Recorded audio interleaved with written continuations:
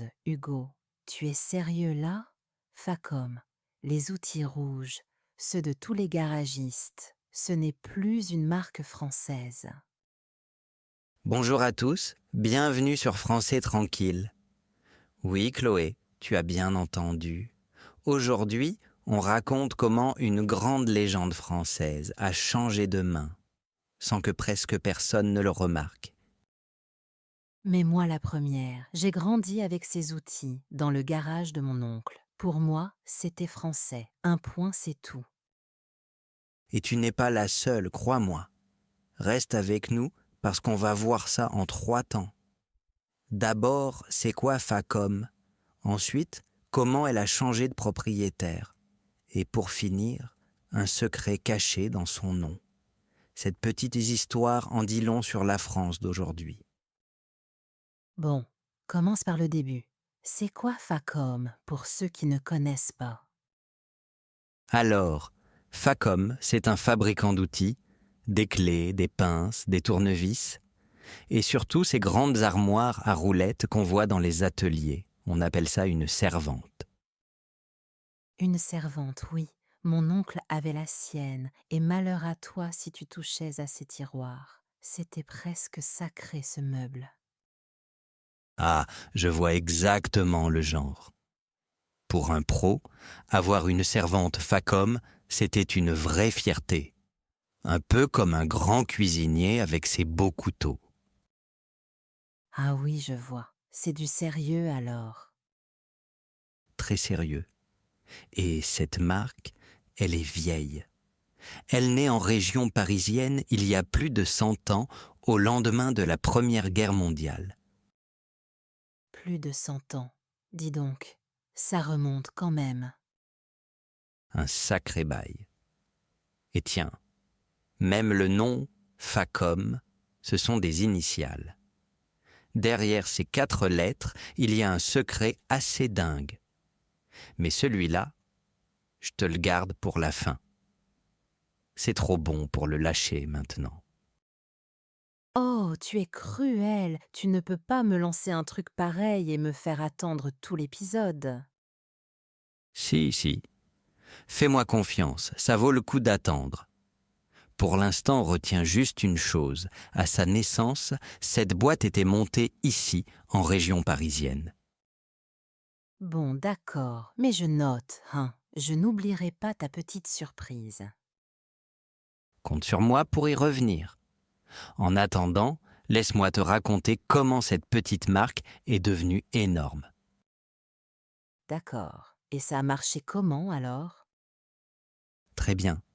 Pendant tout le XXe siècle, Facom devient une référence. Les garagistes, les usines, l'aéronautique, tout le monde utilise ces outils. C'est solide, ça dure des années. Et c'était fabriqué en France? En grande partie, oui. Avec des usines en France, notamment autour de Paris. Beaucoup de gens y travaillaient, tout un petit monde. Donc une vraie belle boîte française. Alors qu'est-ce qui se passe? Comment on en arrive à américaine pour de vrai? Alors là, il faut parler d'argent et de propriétaire. Parce qu'une marque, ce n'est pas la même chose que l'entreprise qui la possède. Attends, explique, c'est quoi la différence? Bonne question. La marque, c'est le nom, le logo, la réputation, Facom. Mais derrière, il y a des propriétaires, des actionnaires. Et ces gens-là, ça peut changer. Ils peuvent vendre. Ah, je vois. Donc le nom reste, mais celui qui tient l'argent, lui, il change. Voilà, tu as tout compris, et dans le cas de Facom, le propriétaire a changé plusieurs fois. Raconte. Dans les années 90 et 2000, Facom appartient à un groupe français, Fimalac. Un grand groupe dirigé par un homme d'affaires connu, Marc Ladrate de Lacharrière. Fimala, jamais entendu. Peu de gens connaissent, c'est normal. C'est un groupe qui possède plein de choses différentes. Et pendant des années, Facom est un de ses fleurons. Un fleuron, C'est une de ses plus belles possessions. Ok, donc là, tout va bien. C'est français, c'est possédé par des Français. Tout va bien. Jusqu'au milieu des années 2000. Et là, changement. J'ai peur, vas-y. En 2006, Fimalac décide de vendre, de se séparer de toute sa branche outillage. Donc Facom, mais aussi d'autres marques d'outils qu'il possédait. Vendre à qui? À une entreprise américaine. Elle s'appelle Stanley, Stanley Works à l'époque. Stanley, ça, je connais. Les mètres, les rubans jaunes pour mesurer. C'est ça, le mètre ruban jaune, tout le monde en a un à la maison. Stanley, c'est un géant américain de l'outillage. Très très gros.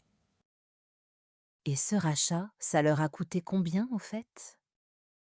Alors là, gros chèque. Des centaines de millions pour tout le pôle outils. Je ne vais pas te jurer le montant exact. Je préfère rester honnête là-dessus, mais crois-moi, c'était énorme. Des centaines de millions. Et d'un coup, comme ça, la légende française change de camp. D'un coup, oui. Et le plus fou, tu sais quoi? Presque personne n'en a parlé. Pas de grande émotion, pas de débat à la télé. Un beau matin, Facom était américaine. Mais, et les gens qui achètent les outils, ils l'ont su, eux? La plupart, non. Et c'est ça, le cœur de notre histoire. Parce que le logo n'a pas changé.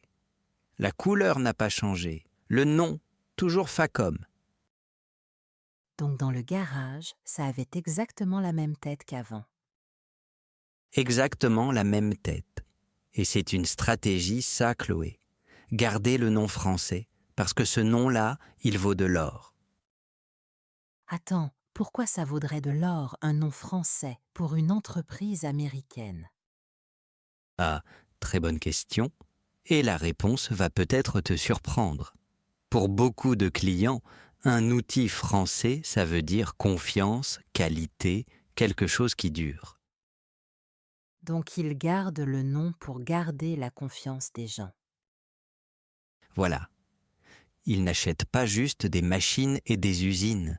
Ils achètent une réputation, un siècle de confiance. Et ça ne se fabrique pas en un jour. C'est presque plus précieux que l'usine elle-même, en fait. Beaucoup plus précieux. Et attends, parce qu'après Stanley, il y a encore un épisode. L'histoire n'est pas finie. Attends, il y a une suite. Vas-y, raconte. Elle continue, oui. Mais laisse-moi d'abord répondre à la question qui doit te brûler les lèvres. Pourquoi diable un groupe vend-il un trésor pareil? Vas-y, explique-moi. Parce que moi, si j'avais une marque adorée depuis 100 ans, je la garderais. Je ne la vendrais jamais. C'est ce qu'on pense tous, hein? Mais un grand groupe, ça ne décide pas avec le cœur, tu vois. Ça décide avec une calculatrice. Une calculatrice. Froid quoi. Très froid. Imagine, tu diriges un groupe. Tu as l'outillage d'un côté et 10 autres activités à côté. Et un jour, un Américain débarque et te propose une somme énorme pour la branche outils. Et là, tu fais quoi? Bah, tu calcules. Tu te dis, avec cet argent, je rembourse mes dettes, j'investis ailleurs, je fais plaisir à mes actionnaires. Et l'histoire, la fierté, le savoir-faire. Ça ne rentre pas dans le tableau. Donc la mémoire de la marque, ça vaut 0 sur le papier. Zéro. Enfin, pour le comptable. Pour l'ouvrier qui a monté ses clés pendant 30 ans, ça vaut tout. Mais lui, on ne lui demande pas son avis. C'est ça qui me révolte en fait. On décide du sort de son usine dans un bureau, très loin, et il l'apprend un matin dans le journal. Exactement. Et tiens, tu te souviens de mon petit secret de tout à l'heure. Le nom Facom. C'est le moment, accroche-toi, tu vas rire. Ah, enfin, vas-y, j'attends ça depuis le début. Facom, le grand symbole français, la fierté nationale. Tu sais ce que veulent dire ces 4 lettres? Alors non, justement, tu m'as tenu en haleine, je n'ai aucune idée. Franco-américaine de construction d'outillage mécanique. Attends, attends, franco-américaine? Franco-américaine. Enfin, c'est l'explication qu'on entend partout. Et si elle est vraie, alors l'Amérique était là dès le départ, dès la naissance. Mais c'est une blague? La marque comprend pour le truc français à 100%, elle aurait l'Amérique dans son nom depuis le tout premier jour? Enfin, d'après cette version, oui. Et je te le dis franchement, tout le monde n'est pas d'accord sur le sens exact des lettres. Certains contestent. Mais cette explication-là, on l'entend partout. La boîte naît il y a plus d'1 siècle et déjà, dans ce nom, il y aurait cette idée de mélange. La France et l'Amérique ensemble. À l'époque, c'est vrai, les méthodes américaines de fabrication faisaient rêver. Alors ça, je ne l'avais jamais vu comme ça. Donc quand les Américains rachètent Facom, presque 100 ans plus tard, D'une certaine façon, ils rentrent à la maison. C'est fou, non? Si cette histoire de nom est vraie, l'Amérique était là au tout début et elle revient à la fin. La boucle est bouclée. c'est presque poétique ton truc, un peu triste, mais poétique. Un peu triste, oui. Mais ça montre une chose importante. On se raconte que nos marques sont pures, 100% nationales. Et souvent, c'est déjà un mélange dès le berceau. Et nous, on achète le drapeau, on achète l'histoire qu'on a envie de croire. Voilà le mot. On achète une histoire. Et tant qu'elle nous plaît, on ne regarde pas trop derrière. Bon, et cette fameuse suite, alors, tu m'as dit qu'après Stanley, ça continuait, ça bouge encore? Ça bouge encore. Parce que Stanley non plus ne reste pas tranquille dans son coin. Comment ça? Quelques années après le rachat de Facom, en 2010, Stanley fait un mariage géant. Il fusionne avec une autre marque que tout le monde connaît. Un nom que tu as sûrement chez toi, dans ton garage ou ton placard. Attends, laisse-moi deviner. Un truc de perceuse? De bricolage? Chaud, très chaud, Black & Decker. Ah oui, les perceuses noires et oranges. Tout le monde connaît ça. Tout le monde. Et là, Stanley et Black & Decker fusionnent. Ils forment un seul géant, un des plus gros fabricants d'outils de la planète. Donc notre petite clé Facom, née près de Paris il y a 1 siècle, Taha se retrouve dans une immense famille mondiale. Des dizaines de marques sœurs sous une même maison mère, des usines sur plusieurs continents, des patrons qui parlent anglais dans des tours de verre. ça donne le vertige quand tu le dis comme ça. Le vertige, oui. Mais bon, faut être honnête aussi, hein. Ce n'est pas que du malheur, cette histoire. Attends, tu vas quand même pas leur trouver des excuses? Ha! Je ne défends personne, je te rassure. J'essaie juste d'être juste. Écoute, quand un petit groupe garde une marque tout seul, parfois il n'a pas les moyens. Pas assez d'argent pour investir, pour se moderniser. Et le grand groupe, lui, il a l'argent. Il a l'argent, voilà. Il peut mettre des millions dans les machines, dans la recherche, dans la vente à l'étranger. Et grâce à ça, parfois, une usine survit au lieu de fermer. Donc être racheté, ça peut aussi sauver des emplois. Ça peut, parfois. Je dis bien parfois, hein? Pas toujours. Il y a des rachats qui protègent et des rachats qui vident tout et qui ferment. Les deux existent. Ok, donc la vraie question, ce n'est pas française ou étranger, c'est est-ce qu'ils gardent l'usine et les gens, oui ou non? Exactement ça, tu viens de résumer toute l'émission en une phrase. Le drapeau sur la boîte, ce n'est pas le plus important. Le plus important, c'est où travaillent les mains qui fabriquent. Les mains qui fabriquent, voilà. Et ça, mine de rien, ça te concerne directement, toi qui nous écoutes en France. Pourquoi directement? Explique. Parce que demain, tu cherches du travail. Tu vois une belle marque bien française sur la porte d'une usine et tu te dis que le patron est à Paris. Alors qu'il est peut-être à New York ou ailleurs. Peut-être. Et ça change des choses. La langue des réunions, les décisions, la façon de travailler. Comprendre qui possède vraiment, ça t'aide à comprendre ton propre boulot. Ah, ça c'est un bon point. On regarde le logo, mais on ne regarde jamais qui est derrière. Presque jamais. Et pourtant, c'est écrit. Souvent, il suffit de chercher 2 minutes. Le nom du vrai propriétaire, il est public. On ne le cache pas vraiment, on ne le met juste pas en avant.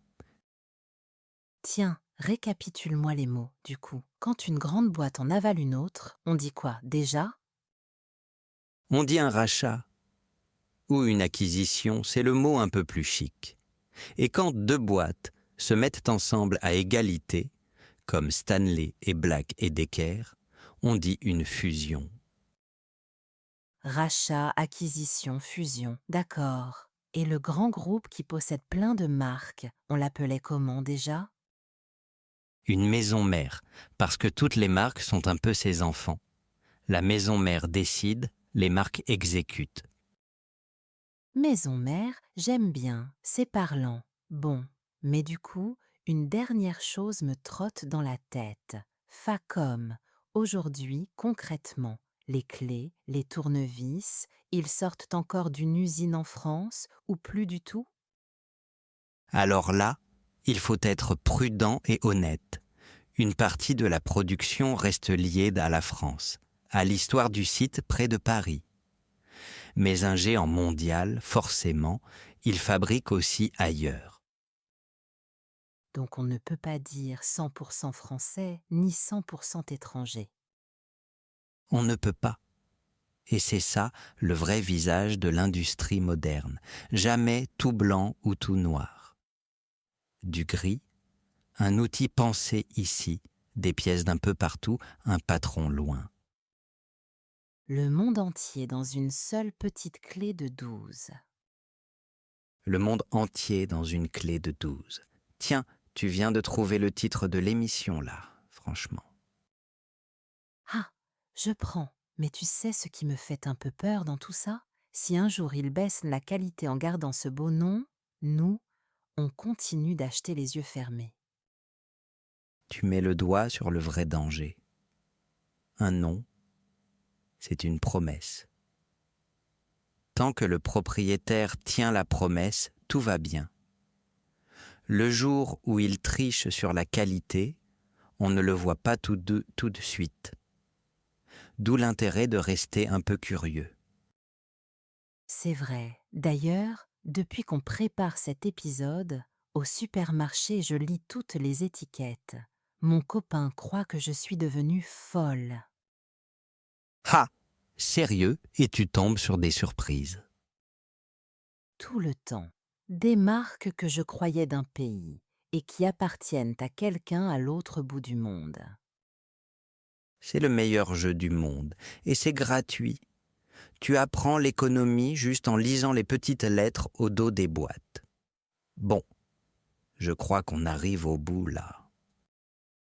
Et moi, je repars avec une idée toute simple. Une marque, ce n'est pas un drapeau, c'est un nom qui voyage, qui change de main, qui traverse les pays.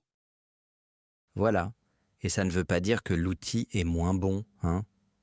Une clé Facom reste une bonne clé. C'est juste bon de savoir qui est derrière. Alors la prochaine fois que vous prenez un outil, un yaourt, un stylo, retournez-le. Lisez les petites lettres, vous allez être surpris.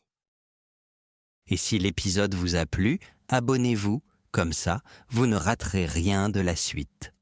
Merci d'être resté avec nous jusqu'ici. Prenez soin de vous et gardez les yeux ouverts. À très bientôt. Salut à tous et merci encore. À la prochaine, tranquille.